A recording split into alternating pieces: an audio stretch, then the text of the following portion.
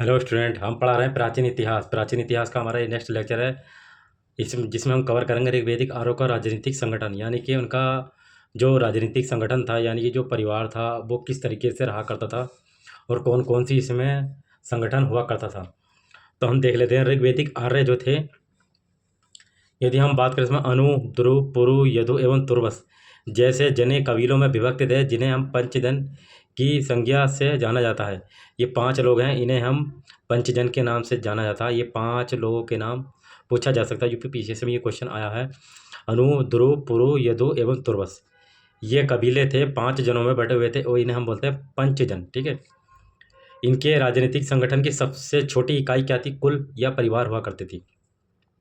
सबसे छोटी इकाई कौन सी होगी? कुल या परिवार, जिसका स्वामी पिता या बड़ा भाई होता था। इसे कुलप कहा जाता था। किसे कहा जाता था? जो पिता या बड़ा भाई होता था उसको हम बोलते थे कुलप। और कई कुलों के समूह को ग्राम कहा जाता था। ठीक है नहीं, जो कुलप थे, जो कई कुलप थे वो किसे गांवों में बटे हुए थे, उन्हें ग्राम कहा जाता था। जिसका प्रधान कौन होता था? ग्रामीणी होता था। संभवतः इसे नागरी एवं सैनिक दोनों ही प्रकार के कार्य करने होते थे। किसे? कुलप को। अनेक गांवों के समूह को क्या कहते हैं? बिश कहते हैं। तो गांवों के जो बहुत सारा समूह हो गया उसे क्या बोलते हैं? बिश। और बिश का जो प्रधान होगा, जो अध्यक्ष होगा, जो इसको चलाएगा, उसको हम बोलते हैं बिशपति। ठीक। और कई बिश मिलके क्या बनाएंगे इसमें? जन, यानी कि कबीला। कबीला बनाएंगे, कबीले के नाम से जाना जाता है। और जन के अधिपति को राजा या जनपति के नाम से जाना जाता है।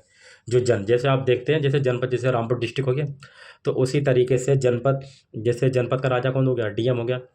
उसी तरीके से जन के अधिपति को हम राजा या जनपति के नाम से जाना जाएगा। ठीक। तो ये हो गया कुलप, कई गांवों में बटा हुआ था। ठीक। कई गांव जो हैं वो विष में बटे हुए थे, जिसका प्रधान विषपति होता था।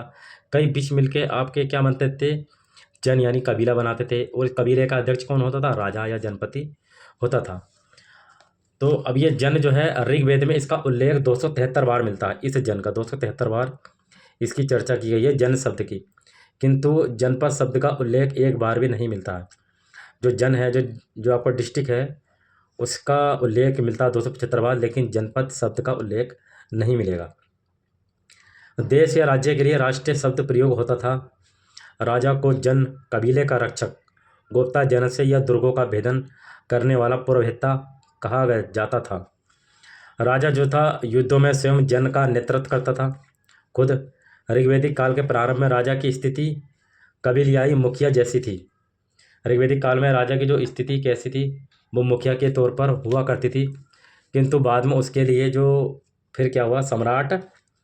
किंतु बाद में उसके लिए सम्राट तथा विश्व से, भुवन से जैसे शब्दों का प्रयोग होना राजपद के गौरव को प्रतिष्ठापित करता है। ऋग्वैदिक काल के प्रारंभ में राष्ट्र की संपूर्ण प्रजा मिलकर राजा का चुनाव करती थी। पूरी प्रजा मिलकर राजा का चुनाव करती थी। किंतु कालांतर में ये पद आनुवंशिक हो गया था। राजा के पास असीमित अधिकार नहीं थे, यानी कि राजा के पास असीमित अधिकार नहीं थे। और राजा का जो प्रमुख कर्तव्य होता था वो था प्रजा की रक्षा करना। राजा का ये मेन पॉइंट था कि ये क्या करेगा? लोगों की सेवा करेगा राजा। तो राजा का कर्तव्य हो गया प्रजा की रक्षा करना। ठीक। और बदले में प्रजा क्या करती थी? प्रजा स्वेच्छा से, अपनी मर्जी से राजा को उपहार यानी गिफ्ट देती थी। यानी कि राजा उसकी रक्षा कर रहा, तो जो प्रजा है वो कुछ गिफ्ट दे रही है राजा को। जिससे ऋग्वेद में हमने क्या कहा? बलि कहा गया। बलि, बलि का मतलब आप समझ गए? बलि का मतलब होता गिफ्ट देना। ठीक। बलि मुख्यतः अन्न के रूप में दिया जाता था। तो गिफ्ट जो दिया जाता था वो जैसे अनाज वगैरह, कोई चावल या गेहूं, उसके रूप में गिफ्ट दिया जाता था। ऋग्वेद में जो आपकी सभाएं होती थी और समिति नामक 2 संस्थाओं का उल्लेख हमें मिलता है ऋग्वेद में, जो राजा की निरंकुशता पर आक्रमण रखती थी। यानी कि राजा को यदि कोई गलत काम करेगा तो उस पर कंट्रोल करती थी कौन? सभा और समिति, 2 संस्थाएं हुआ करती थी। इसके अलावा जो है विदत नामक एक अन्य संस्था का भी उल्लेख मिलता है, जो सैन्य एवं धार्मिक कार्यों से संबंधित थी। विदत संस्था का भी उल्लेख मिलता है। सभा और समिति तो हो गई, और विदत का भी उल्लेख मिलता है, जो इसकी राजा पर कंट्रोल करेंगी। और ये जो क्या था? सैन्य और धार्मिक कार्यों से संबंधित कौन सी? विदत। सभा एवं समिति की बात करें तो इसमें महिलाएं भी भाग लेती थी, लेकिन जैसे आपका टाइम पीरियड आगे बढ़ेगा, उत्तर वैदिक काल आएगा, तो उसमें महिलाएं भाग लेना बंद कर देंगी। ठीक, फिलहाल ऋग्वेदिक काल में तो हम जान सकते हैं कि सभा समिति में महिलाएं भी भाग लेती थीं। ऋग्वेदिक काल में राजा भूमि का स्वामी नहीं था, यानी कि राजा जो था होता था वो भूमि का स्वामी नहीं माना जाता था। वह मुख्यतः युद्ध का नेता होता था। ऋग्वेदिक काल में राजा के पास स्थायी सेना नहीं थी, किंतु ऋग्वेद में जो था ब्रात, गण, ग्राम एवं शर्द नामक सैन्य इकाइयों का उल्लेख मिलता है जो राजा के नेतृत्व में युद्ध लड़ती थी। यानी कि राजा के पास कोई स्थायी सेना नहीं हुआ करती थी, लेकिन कुछ सैन्य इकाइयाँ थीं जिनका नाम इस प्रकार है: ब्रात, गण, ग्राम, शर्द। ये कुछ इकाइयाँ थीं जो राजा के लिए युद्ध लड़ा करती थी, और युद्ध में लूटी गई वस्तुओं का वितरण विदत नामक संगठन द्वारा किया जाता था। विभिन्न ऋग्वैदिक जन आपस में संघर्ष करते थे। जो आपके पंचजन थे आपस में लड़ते थे, और इस काल के जो जनों का प्रथम संघर्ष का उल्लेख हमें किस में प्राप्त होगा? ऋग्वेद में आपको इसका उल्लेख हमें मिलेगा। तो ऋग्वेद के जनों का प्रथम उल्लेख हमें किसमें मिलता है? ऋग्वेद में इसकी हमें चर्चा मिलती है। याज्ञवल्की नदी के तट पर हरियूपिया, हरियूपिया का मतलब होता हड़प्पा नामक स्थान पर बीचिबिंत, तुर्बस एवं संजय संज्ञक जनों के मध्य युद्ध हुआ है। ये इन लोगों के नाम हैं, बीचिबिंत, तुर्बस एवं संजय। ये कहाँ पर? हड़प्पा के पास है, और इन दोनों के मध्य युद्ध हुआ, इस बात की चर्चा में ऋग्वेद में मिलती है। इस युद्ध में संजय की विजय हुई, यानी कि बीचिबिंत, तुर्बस हार गए और संजय की विजय हुई। कालांतर में ये संघर्ष विराट रूप धारण कर लेता है, जिसे दशराग युद्ध की संज्ञा प्रदान की जाती है। इसका वर्णन जो है सारणी में दिया गया है। इसका वर्णन हम सारणी में देखेंगे कि कैसे युद्ध हुआ था। पहले तो युद्ध जो हुआ था वो बीचिबिंत, तुर्बस एवं संजय के बीच में होता, संजय की जिसमें जीत हो जाती है। आगे चलकर ये दशराग युद्ध के नाम से जाना जाएगा, ये एक विकराल रूप धारण कर लेगा। तो पहले हम देख लेते हैं दशराग युद्ध के बारे में, फिर हम आगे चर्चा करेंगे इसके बारे में। जैसे दशराग युद्ध की यदि बात करें, दशराग युद्ध, इस युद्ध का उल्लेख ऋग्वेद के 7वें मंडल के 33वें सूक्त में मिलता है। ऋग्वेद के 7वें मंडल के 33वें सूक्त, यानी कि जो 33वां श्लोक है उसमें इसकी चर्चा मिलती है।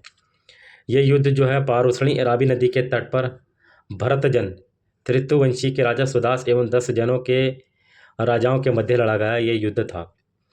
ऋग्वेदिक भरतजन सरस्वती एवं यमुना नदी के दोआब में निवास करते थे।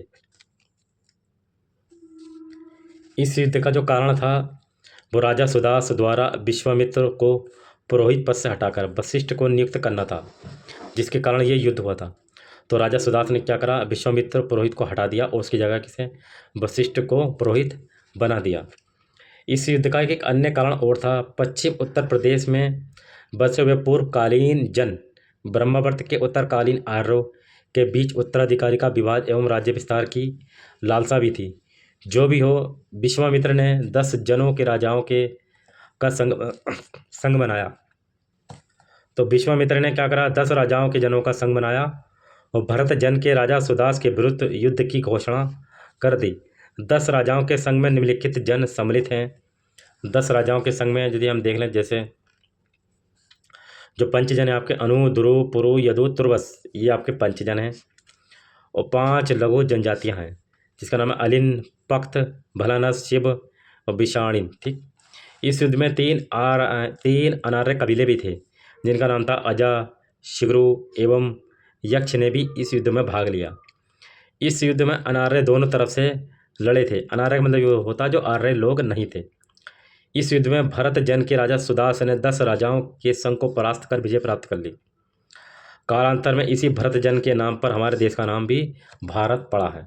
तो ये दशराग युद्ध के बारे में चर्चा थी कि पारुषणी नदी के तट पर लड़ा गया, किसके? राजा सुदास के बीच में ये युद्ध हुआ था और राजा सुदास की इसमें विजय हुई थी। अब देख लेते हैं हम ऋग्वेदिक काल में जो राजा का प्रशासनिक कार्यों की देखभाल के लिए कुछ संस्थाएं भी थीं। ऋग्वेदिक काल में राजा प्रशासनिक कार्यों के संदर्भ में निर्णय लेने के लिए जनजातीय संगठनों से पहले विचार विमर्श करता था। यानी कि राजा कोई भी यदि प्रशासनिक कार्यों से कोई भी काम करना होता था तो वो जनजातीय जो संगठन होते थे उनसे पहले सलाह लिया करता था। जैसे एक मंत्रिमंडल होती थी, उसी तरीके से एक संगठन था इनका। उनकी सहायता के लिए अनेक सहयोगी पदाधिकारी होते थे, जो कौन थे? पुरोहित थे, ग्रामीणी, सेनानी, कुलप, ब्राजपति, धूत, स्पश एवं पुरप आदि ये लोग थे पदाधिकारी। जो प्रशासनिक कार्यों में निर्णय लेने के लिए सलाह और सहायता दिया करते थे। अन्य पदाधिकारियों में सूत भी थे, रथकार भी थे और करमार भी थे, जिन्हें रत्नी की संज्ञा प्रदान किया गया है। राजा सहित कुल 12 रत्नी होते थे। तो ये सूत, रथकार, कर्मकार, रत्नी हो गए। इसके अलावा और 12 रत्नी होते थे। ये राज्याभिषेक के अवसर पर उपस्थित हुआ करते थे, ये रत्नी लोग। ऋग्वैदिक काल में विधि तथा न्याय व्यवस्था के संदर्भ में स्पष्ट जानकारी हमें नहीं मिलती है, यानी कि जो उसका कानून, जो व्यवस्था है, उसके बारे में स्पष्ट जानकारी हमें नहीं मिलती है। न्याय का कार्य संभवतः पुरोहित की मदद से ही राजा करता था। इस काल के मुख्य अपराध में चोरी हो गई, धोखाधड़ी, बेईमानी, पशु चोरी आदि शामिल थे। मृत्युदंड की परंपरा नहीं थी ऋग्वैदिक काल में। बाकी चोरी, बेईमानी, पशु चोरी ये हुआ करते थे, लेकिन मृत्युदंड की परंपरा नहीं थी। हत्या का दंड धनदान के रूप में दिया जाता था। एक व्यक्ति को शतदाय की संज्ञा दी गई, यानी शतदाई के नाम से जाना गया, क्योंकि उसके जान की कीमत 100 गाय होती थी। छोटे छोटे मुकदमों का निर्णय गांव पंचायत स्वयं करती थी। इसके लिए ऋग्वेद में मध्यमशी शब्द का उल्लेख मिलता है। उग्र तथा जीव गर्भ संभवतः पुलिस कर्मचारी थे। वैदिक कालीन न्यायाधीशों को कृष्ण बिनाक की संज्ञा प्रदान किया गया था। ठीक है, तो ये हो गया आपका ऋग्वैदिक कालीन का राजनीतिक संगठन। ठीक है, इसमें हमने देखा किस तरीके से जो आपके जन हुआ करते थे, वो सबसे छोटी इकाई कुल या परिवार थी, जिन्हें और समूह में बटा था, जिनको विस्पति राष्ट्रीय जन कहा गया था। अब इसके बाद जो हम चर्चा करेंगे वो हम करेंगे ऋग्वैदिक काल का सामाजिक जीवन के बारे में हम चर्चा करेंगे। ऋग्वैदिक काल में उनका सामाजिक जीवन किस प्रकार हुआ करता था। चलिए, थैंक्स।